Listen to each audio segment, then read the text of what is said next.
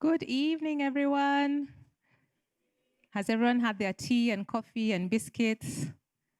You guys are not sounding biscuit up. Have you had enough cookies? You've had enough cookies. You've had enough cookies. It's so nice to see all of you. It's such an honor for me to be here. For those of you who do not know me, my name is Faith. I'm part of the elders team here at Renewal Church, and very excited to be with you this evening, introducing our new series.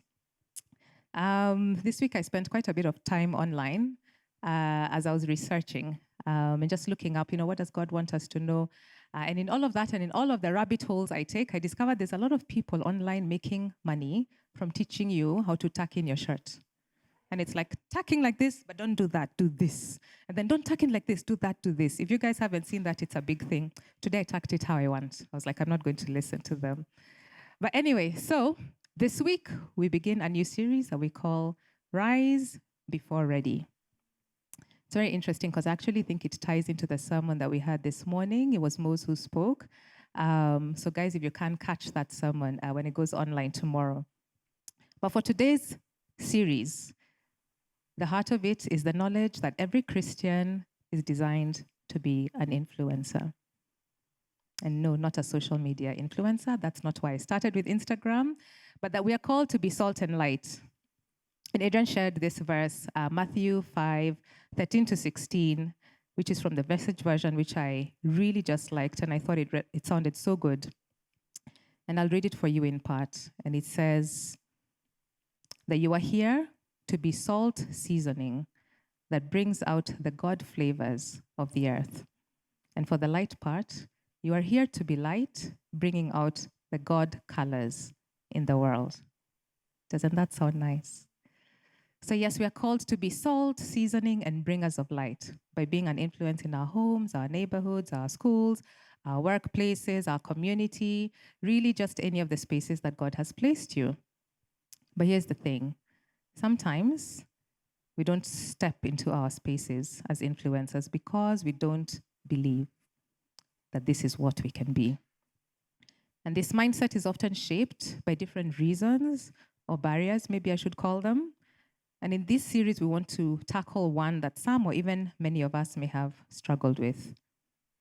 Am I really mature enough to do this?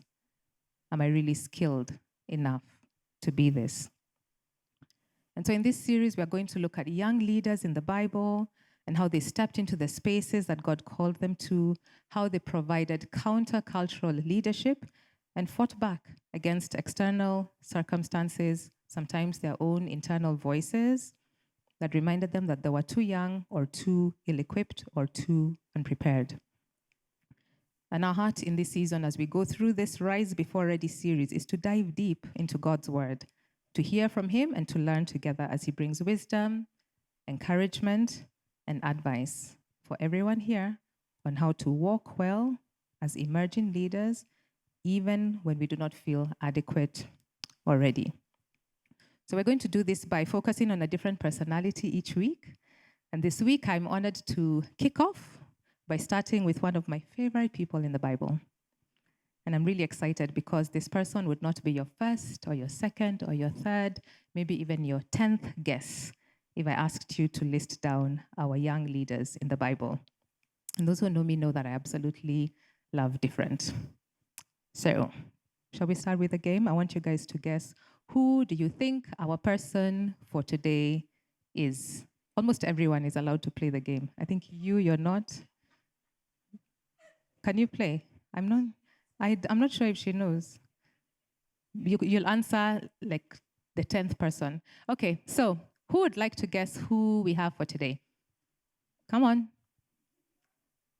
Say loudly with confidence. No. All right, somebody else.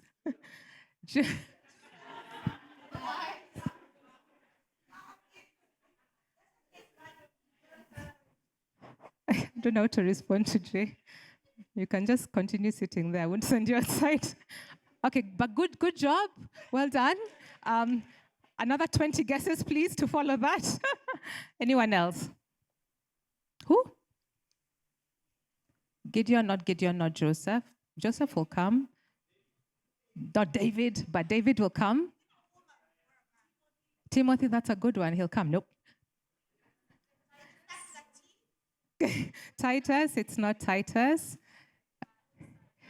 Not Josiah, not Moses. Those are such good guesses, guys. So it's a woman. Do I help you? It's not Deborah, or Esther, or Jael. All right, go for it.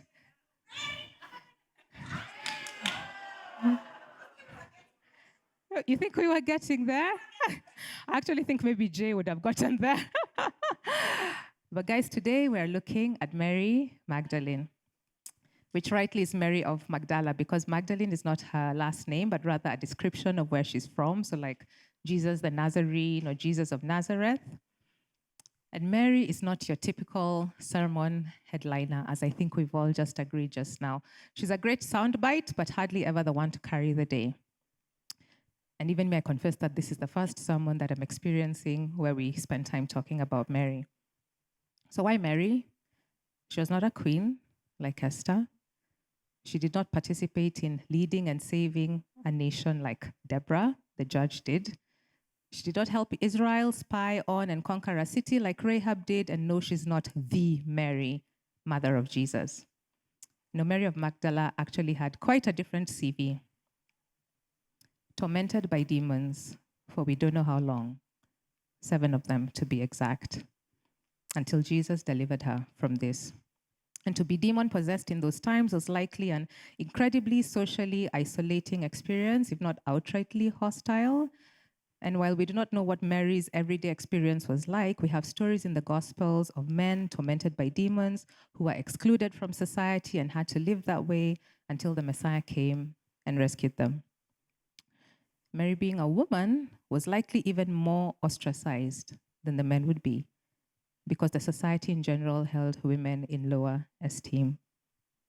Also, from what we can tell, Mary was not married, so another black mark against her name, and probably against her livelihood too, because to live as an unmarried woman without the cover of a man made it very difficult economically, given the laws and traditions of the time. And so this is how Jesus finds her: broken, tormented, rejected, unclean, unworthy, and then he delivers her, healing her from a season that had been of great torment and setting her free. Now, here's something about her deliverance, and it might sound a little bit mean, but her deliverance is not that big of a deal, at least not in the Bible. And no, this is not me saying that it wasn't an important event for her, because of course it was, but rather that her story of deliverance is actually not recorded at all in the Bible. We've got other instances recorded, but hers is not one of them. And so the only way we know her history is the quick mention in Luke chapter 8, where it says, in part, the 12 were with him, and also some women who had been cured of evil spirits and diseases, Mary called Magdalene, from whom 7 demons had come out. And that's all we have. So am I saying all this? It's not to put Mary down, but it's to paint a picture of a woman who did not have a place in society, a woman who had experienced what it was like to be downtrodden, to be shunned, to be rejected, to be lesser than. And then here comes Jesus, and he heals her. And she takes this so completely, she turns her life around and she makes the Lord the complete focus of her life. And so this is the new Mary, one of the few women who formed part of the band that traveled everywhere with Jesus, one of the few followers of Jesus to be mentioned in all 4 of the Gospels, which is more than a good number of the other disciples. She's mentioned about 12 times in total. One of the few followers of Jesus who was with him at some of the most significant moments in his life, and one of the very, very few who literally followed him to his grave. Mary Magdalene, for all intents and purposes, was a disciple of Christ, one of the apostles. She just couldn't hold the title, being a woman of her time. Mary's affection, loyalty, and dedication to Jesus is evident even in the little bits of narration we have about her. But for today, we'll focus on just one. So let's go to our Bibles and let's read together from John chapter 20. If you don't have your Bible, oh, there's Mary. Doesn't she look nice? If you guys don't know how she looked exactly like that, that's how she looked. That was me and Chat GPT until he told me you can't make any more images. So we just stopped. So that's Mary. I was like, make her browner, make her younger, make her nene, make her look different, make her look less sad, because the first picture was very sad. All right, so John chapter 20, let's read it together. John 20 from verse 11 to 18. Mary was standing outside the tomb crying. And as she wept, she stooped and looked in. She saw two white-robed angels, one sitting at the head and the other at the foot of the place where the body of Jesus had been lying. "Dear woman, why are you crying?" the angels asked her. "Because they've taken away my Lord," she replied, "and I don't know where they have put him." She turned to leave and saw someone standing there. It was Jesus, but she did not recognize him. "Dear woman, why are you crying?" Jesus asked her. "Who are you looking for?" She thought he was the gardener. "Sir," she said, "if you have taken him away, tell me where you have put him, and I will go and get him." "Mary," Jesus said. She turned to him and cried out, "Rabboni," which is Hebrew for teacher. "Don't cling to me," Jesus said, "for I haven't yet ascended to the Father. But go find my brothers and tell them, I am ascending to my Father and your Father, to my God and your God."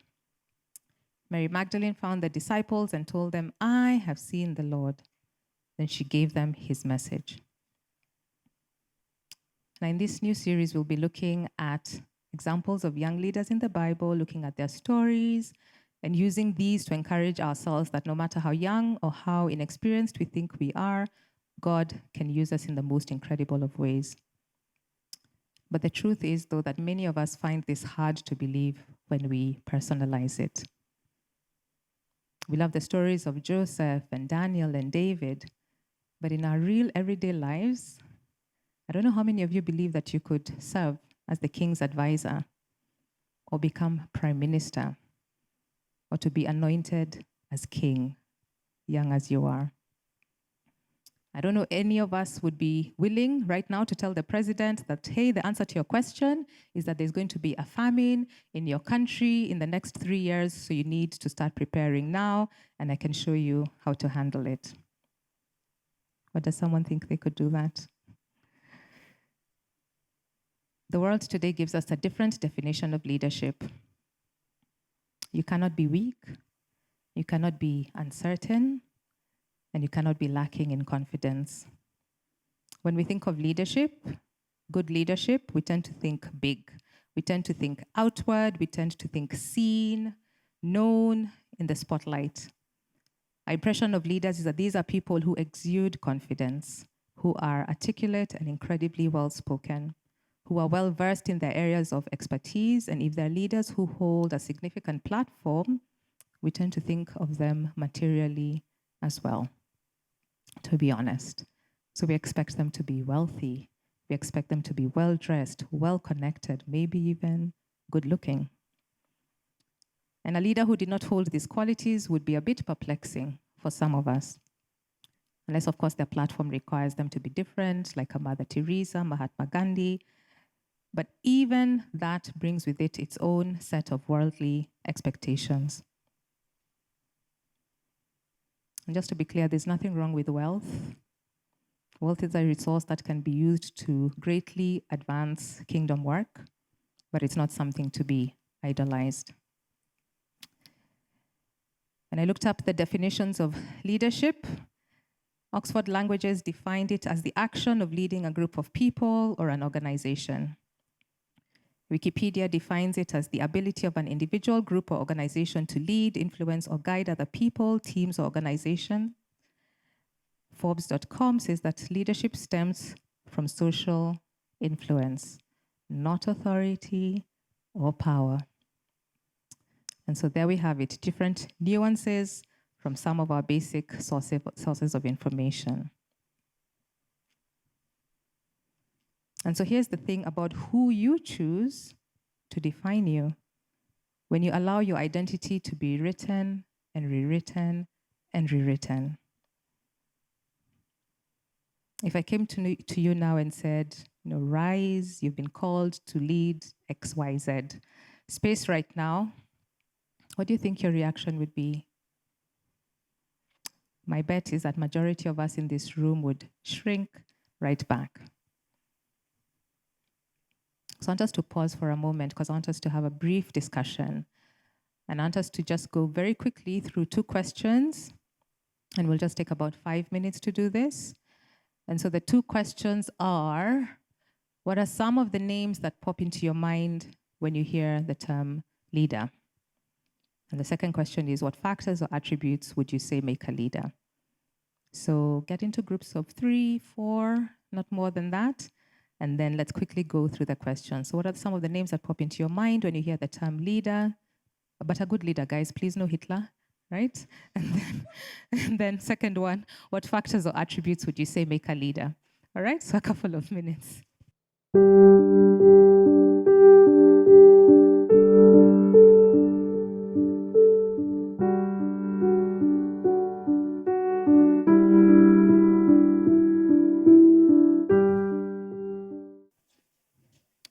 All right, guys, time up.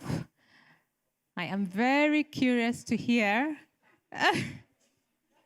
I'm already being told, don't pick our group. I'm very curious to hear some of the names that came up in your group. So just toss them out. What names came up? Who did you guys come up with? Obama? All right. Good one. All the other groups who said Obama, you can repeat it. Any other?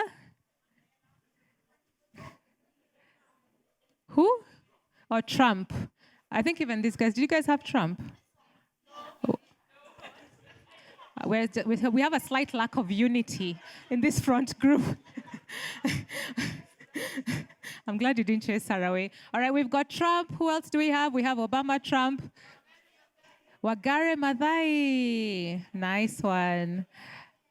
Who? Adrian. Which of this church? Okay. That's good. But he's not here today. Okay, we'll send him a message. Send him a text, guys. Good leader, Adrian. Yeah. Yes. Wait, I've not picked you. We're just shouting. Ibrahim? Did you hear? Okay, shouters at the back. Who are you saying? Hezbon. Hezbon is rising before ready. Well done, Hezi. When I went to that group, they said he's the one when aliens come. You know what aliens ask when they come? Take us to your leader, that they'll take him to Hezbon. All right, come on, little group here. Do you want to tell everyone what you are saying? Don't disown. No group disunity. Jackie, who are you guys nominating? I want Jackie to answer. All right, the Kardashians. That was from Jackie. She's the head of our kids' church. Okay? But just bring your kids anyway, please. Bring them anyway. We promise we follow Jesus. Okay, one more. Mandela. All right, we finished strong. I'm scared to ask any more, so we'll just stop there. Did I ask Jay's group? Sorry, you guys what? You're covered. Okay. How about factors that make someone a good leader? What factors would you say? Servant leadership. That's a very good one. Charismatic. But were they arguing with you about it? Debatable. You guys need to go for like a unity course. Okay. Any one more factor of what you guys came up with for a good leader? Courage. That's good. Wisdom. Very good. Remember, we said Kardashians on the list. All right. Back to what we're doing. The measure of leadership that we tend to hold. These measures that are formed and articulated back to us by society often can be quite limiting for many of us, to be honest. These standards tend to keep us, ordinary people, in a holding position where you never quite rise to your calling because you're waiting to be ready. You're waiting to be good enough. You're waiting to measure up to a worldly standard of what it looks like to be a good leader. And perhaps even more so, you're waiting to grow into that definition of leadership that is more of an outward expression of power. When this possibly, just possibly, was never God's definition in the first place. So let's go back to Mary. In this passage that we've just read, the disciples and followers of Jesus have gone through a most horrific experience of seeing their rabbi crucified, a deeply traumatizing experience where they saw him tortured, beaten, abused, and finally murdered in the most shameful and humiliating way that their society knew in that time. At the end of it all, when he breathes his last, we are told of the ones who remained at the foot of the cross. John the disciple, Jesus' mother Mary, Salome, Mary of Clopas, and Mary Magdalene. Mary was at the foot of the cross, painful as it must have been to witness all these things. She then followed the soldiers as they carried Jesus' body to the tomb, where they buried him, and laid a stone across. The fact that they laid the stone and left some soldiers there to guard the place suggests to us that she, following them in secret, was likely risking her own arrest should she have been spotted. She then rises up early the next morning while it's still dark and rushes off to the tomb with spices she has prepared to take care of Jesus' body. Remember, they're in Jerusalem, a city that they don't live in, where they're not necessarily familiar with the terrain. And so for her to memorize the path they had taken the previous day to the tombs in Golgotha, where he was buried, and now to retrace those steps in the dark, says something about her devotion to her master. Mary loved Jesus. And once he had healed her and delivered her, she never took her eyes off him.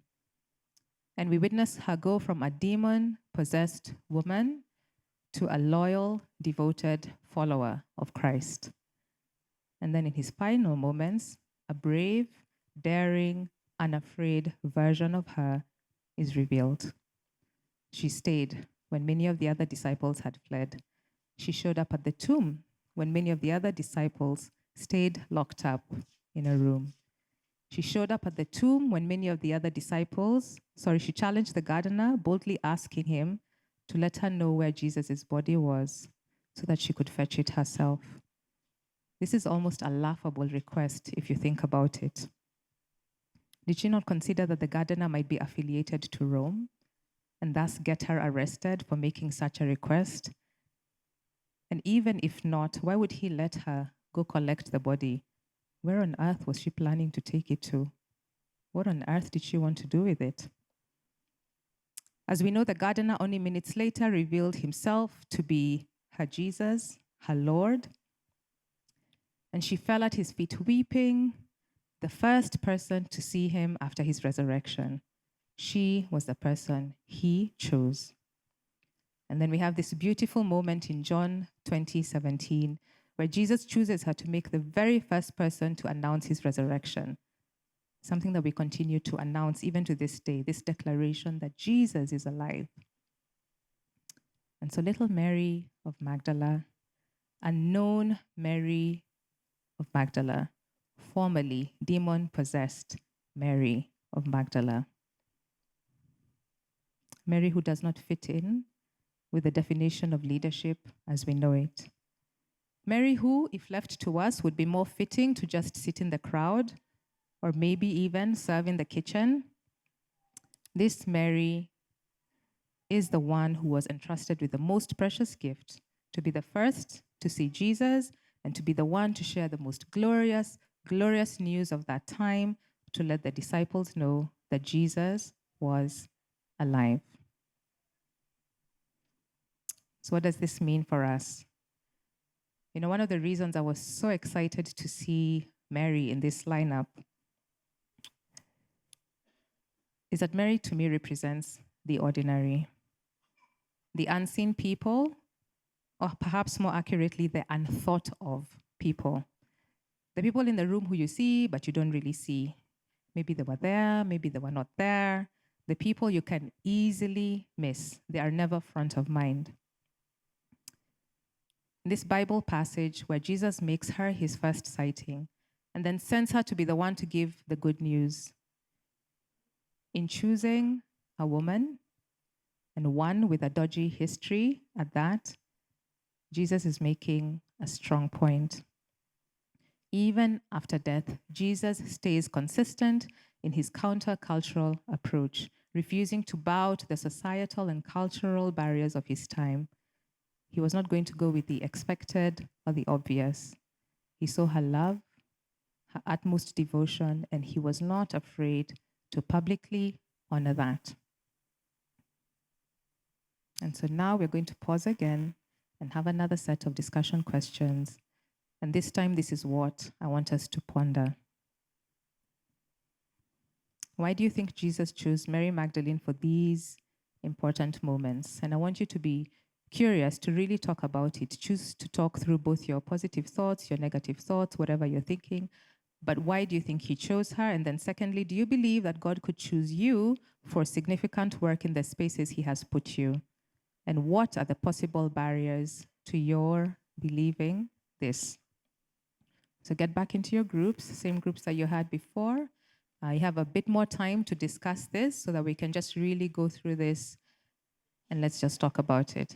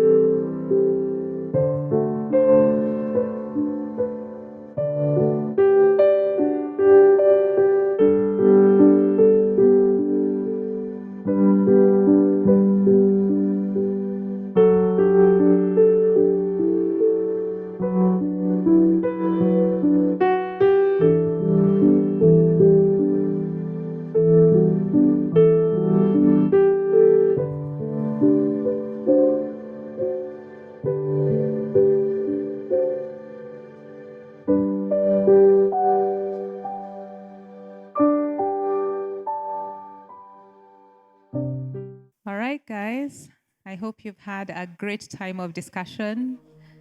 I hope you've been able to talk through the things that you think keep you back and are now feeling ready to rise to whatever it is that you're called to. You know, the funny thing is we're calling this series Rise Before Ready, and we're talking about emerging leaders, but I feel as if this issue of people holding themselves back applies to everyone, even me, old as I am, because I really feel like I will be the oldest person in the room. Very sadly and unfortunately. Are you pointing out others that you... You better not. And so I hope what has happened today is that as we've done a bit of a comparison between what the world tells you and what Jesus sees are very different. So that eventually we can learn to turn off the noise of the world and actually believe him. Because I think we like his stories. And in some ways we say that we trust him, but I don't know that we really believe him. Mary is a beautiful example of God seeing the so-called ordinary. And I feel like this is his word for us tonight, Renewal Church, that he's put something special in every one of us, no matter how simple or unassuming you think you are. No matter your past, no matter your background, no matter your level of experience or lack of it, all he needs and wants, and he really wants it, is your unconditional love and your full devotion. Eyes focused on him and him alone. And God is so kind because at the same time, he understands. He understands our questions, our hesitations, our lack of self-belief, and he is willing to walk with us through them all. So my question again is, do you think that God could call you? Do you think that he has already called you to rise, even though you do not feel like you're ready? And so this evening, I wanted us to end with a prayer response because I want us to just spend time in prayer and spend time speaking with our Father, to confess and to let go of the things that hold us back, the things that make us hesitate, the things that make us not trust him, the things maybe from our past that make us feel that we cannot overcome them.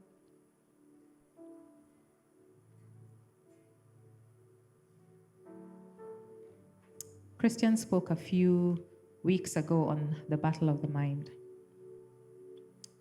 And then Adrian spoke more recently on the battle with the devil. And these are very real things that attack us daily. But we must contend, and we must believe that we have the victory, because the spirit that is in us is greater than the spirit that's in the world. The voices that come, they do not belong to God. The voices that tell you that you're not good enough, you can't do this, you're not worthy, those do not come from the Lord. We must rebuke them and kill them. The worldly influences that come at us from every corner, from friends, from family, from social media, from educational institutions, well-meaning and not well-meaning friends, that's not God's voice, and we must learn to be discerning. We must ask him to help us be discerning so that our identity stays rooted in him.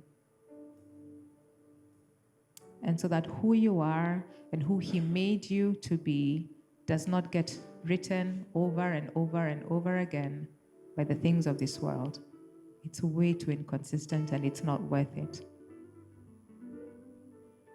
It's not worth it to run the race that you see everyone else running, even if it looks like they're winning.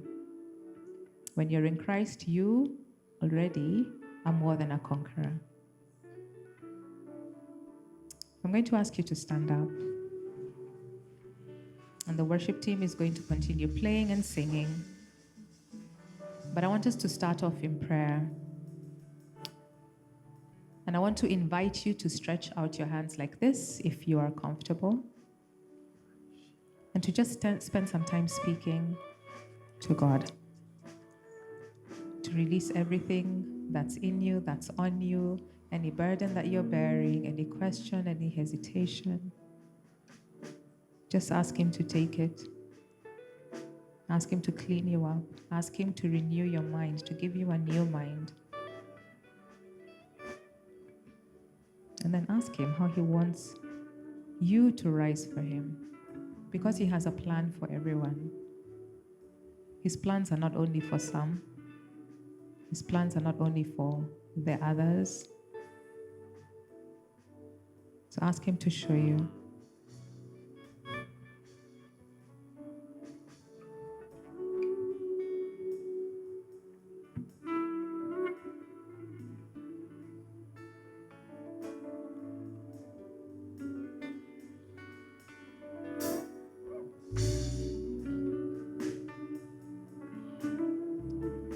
As we continue to pray, I'm going to invite those who might feel that they'd like one-on-one prayer. And our staff team and leaders and prayer team are going to come forward ready to receive you. Because I know some of you might be feeling a bit more burdened, or that you'd like someone to partner with you in prayer. And we are eager to do these things because we've seen the power of praying together. So let's all continue to pray. But if you would like more personal prayer, please come to any one of these guys who are up here up front, and we'll be more than glad to pray with you.